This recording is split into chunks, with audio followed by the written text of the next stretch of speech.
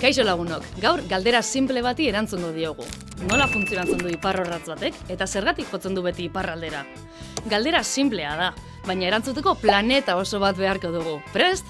Bagoaz. Lehenik eta behin, zer da iparrorratza? Iparrorratza lurrazalaren norabideak zehazteko balio duen tresna da. Orratz imandu bat du.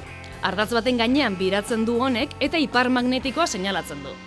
Bertan dagoen orratzak beti iparralderantz jotzen du, eta hori erabiltzen dugu orientatzeko. Baina, zergatik? Guztiaren sekretua magnetismoa da. Nola funtzionatzen du? Iparrorratzaren orratza iman bat da.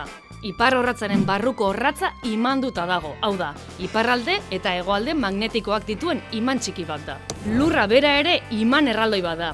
Gailendu den hipotesiaren arabera, lurrak bere eremu magnetikoa dauka. Eremu hori sortzen da lurraren kanpo nukleoan dagoen burdin eta nikel urtuen mugimenduaren ondorioz. Hori da lurrak ipar eta hego polo magnetikoak izatearen arrazoia. Eremu magnetikoak orratza gidatzen du. Orratzak beti lurraren eremu magnetikoa jarraitzen du. Imanek bezala, polo magnetikoek beti kontrakoak erakartzen dituzte. Imanekin jolastu baldin baduzue, badakizue positiboa eta negatiboa erakartzen direla. Eta positiboa eta positiboa urrundu ezta. Orratzak berbera egingo du, eremu horrekin lerrokatuko da. Gure orratzaren iparrak hegoan non dagoen esango digu, eta gure orratzaren hegoak iparra non dagoen. Bai, ondo entzun duzue, iparrorratzak ez digu esaten non dagoen iparra, baizik eta non dauden iparra eta hegoa. Eta guk margotzen dugu iparra orratzaren hegoan.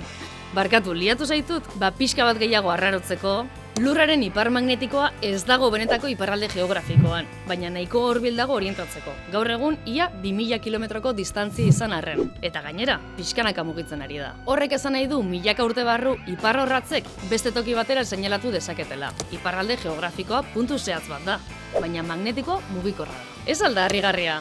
Aurkitu alduzu iparra bideo honekin? Pidetu, eman like eta utzi iruzkinen bat.